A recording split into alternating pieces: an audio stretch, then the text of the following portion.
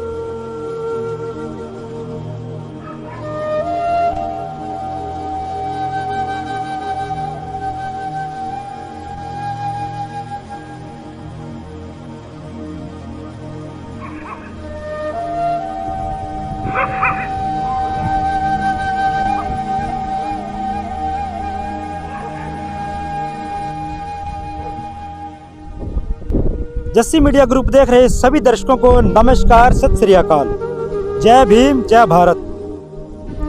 दर्शकों, फिलहाल बदावड़ गांव में है और तस्वीरें आप देख रहे होंगे कि कितने लोग हैं जो यहाँ पर बैठे हैं, और इसके पीछे अगर आप देखेंगे कि बाबा साहब की प्रतिमा है।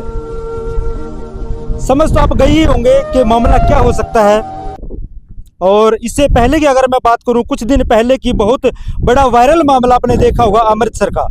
अमृतसर के अंदर जहां 5वां तख्त है, जहां स्वर्ण मंदिर है, जहां गुरुओं की धरती है, वहां पर बाबा साहब की प्रतिमा को खंडित किया जाता है बिल्कुल दिन के अंदर। लेकिन उस जो वो जिसने उसको खंडित किया था उसको पकड़ा भी गया, मार पिटाई भी की गई है। लेकिन पता नहीं क्या इन लोगों की जमीर मर चुकी है क्या, जो अभी तक भी इस प्रकार की घटनाओं को अंजाम देते हैं। अरे ये पत्थर की मूर्ति है, आप इसको तोड़ रहे हो, उसको क्या दर्द होता है? लेकिन जिन लोगों को दर्द होता है वो लोग यहाँ पर बैठे हैं भाई। इस पत्थर को दर्द नहीं होता, लेकिन जो लोग बैठे जिनका जमीर जिंदा है, जिनको पता है कि इसकी बदौलत आज हम यहाँ पर बैठे हैं, आज हम पढ़े लिखे हैं, क्योंकि जो खाकी है ना, वो खाकी भी इसकी बदौलत है। आज वो कसम खाते हैं जब वो वर्दी पहनते हैं, लेकिन उसका जो फर्ज अदा होता है वो नहीं कर पाते। क्यों लगातार इतनी घटना इस देश के अंदर हो रही है? चाहे हम पंजाब की बात करें, हम हरियाणा की बात करें, क्या उनका जमीर अभी तक नहीं जिंदा है? वो इतना मर चुका है कि पत्थरों को तोड़ रहे हैं। वो बाबा साहब के सिवा और किसी को क्यों नहीं तोड़ते? क्या उन्होंने इसका खा लिया है? यह दर्द है इन लोगों का, उस दर्द में ये आज यहाँ पर बैठे हैं। और रात के समय की घटना बताई जा रही है कि रात को जो है बाबा साहब की उंगली, जो स्टैचू है, इसको खंडित किया गया है। क्या कुछ पूरी बात है वो बातचीत करेंगे, लेकिन ये मानसिकता उन लोगों की दर्शा रही है। ये किसी जात के नहीं है। अगर मैं बात करूं जिस जात से बाबा साहब थे, शायद इस गांव के अंदर वो उस जात का कोई इंसान नहीं होगा। इस गांव की क्या मैं बात करूं, इस हिसार में नहीं होगा उस जात का। हिसार की क्या बात करूं मैं, पूरे हरियाणा में उस जात का कोई इंसान नहीं होगा। अरे बाबा साहब की प्रतिमा है, इसको तोड़ के क्या वो दर्शाना चाहते हैं? बात कर लेते हैं एक बार कि किस प्रकार से घटना हुई है पूरी, क्योंकि इन लोगों को दर्द है। प्रशासन भी आया था, लेकिन कार्रवाई नहीं हो पाती लगातार, इसलिए आगे की आगे जो है इतनी एक नहीं हजारों घटनाएं हैं हरियाणा प्रदेश की, जहां पर बाबा साहब की प्रतिमा को खंडित किया जाता है, उनकी फोटो को जलाया जाता है। ऐसी मानसिकता के लोग हैं इस देश के अंदर, इस प्रदेश के अंदर। चलो बातचीत कर लेते हैं एक बार। नमस्कार जी। नमस्कार जी। क्या नाम है जी आपका?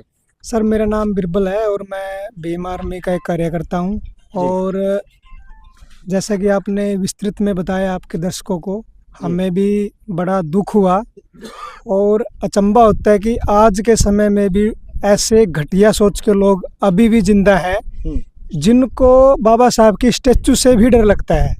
और जब हम आप भी आए दिन कवरेज करते हो, आप देखते होगे, आपने जिक्र भी है कि अमृतसर के अंदर बाबा साहब के स्टैचू को जलाया गया, पीछे उकलाना में हुआ था, कालीरामण गांव में हुआ था, पिल्लर खां में हुआ, हजारों घटनाएं हैं भाई, हजारों घटनाएं हैं। और जब हम सोचते हैं कि आखिर ऐसा क्यों है, तो हमारा एक ही समझ में आता है कि क्योंकि बाबा साहब भीमराव अम्बेडकर ने भारत का संविधान लिखा, उन्होंने हर वर्ग के लिए, उन्होंने किसी जाति के लिए कुछ खास नहीं किया, बल्कि हर जाति के लिए उनके हिसाब से उनको हक दिलवाए। तो महिलाओं देश है देखो, वो उसी के संविधान से चलता है और उसी के अंदर जिनके हर किसी के, चाहे हम जात की तो बात करते ही नहीं, क्योंकि पूरे देश की जो कानून व्यवस्था उसके अंदर लिखी गई है। बिल्कुल आपकी बात सही है, लेकिन जिन लोगों जो लोग ऐसी घटनाओं को अंजाम देते हैं उनके अंदर जातीय मानसिकता है। आज भी भारत देश के अंदर जातीय मानसिकता के लोग बसते हैं और उसी जातीय मानसिकता की घटना का ये अंजाम है कि बाबा साहब के स्टैचू को रात के अंधेरे में तोड़ा गया। दूसरी चीज़, अगर किसी में इतनी हिम्मत है, अगर अपने आप को वो कोई मर्द का बच्चा समझता है, तो वो स्टैचू को दिन में तोड़ के दिखाए, फिर हम उसको बताएं कि कैसे स्टैचू तोड़ी जाती है। वैसे दिन में भी तोड़ी गई स्टैचू अमृतसर के अंदर, और ऐसी समाज से था वो लड़का, क्या किया सर? फिर क्या हुआ उसका अंजाम क्या हुआ? आपने देखा ना कैसे घसीटा गया। फिर ये घटनाएं बंद होगी? नहीं, घटनाएं बंद नहीं हुई तो सरकार को और सख्त कार्रवाई करनी चाहिए और सख्त कानून बनाने चाहिए कि इनको भाई सजाए मौत या फांसी की सजा का प्रावधान करना चाहिए। हम तो बीइंग सामाजिकता के नाते यही कह सकते हैं, बाकी तो सरकार को भी तो देखना चाहिए ना। नहीं, आप जाति की बात करते हैं, लेकिन हम जाति की बात नहीं करते, क्योंकि जो तोड़ने वाला था ना वो ऐसी जाति का था। अगर हम पंजाब की बात करें तो जिसने ऐसी घटना को जो अंजाम देता उसकी कोई जाति नहीं होती। बिल्कुल सही बात है सर, जो गलत करता है वो किसी भी जाति से हो, किसी भी कम्युनिटी से हो।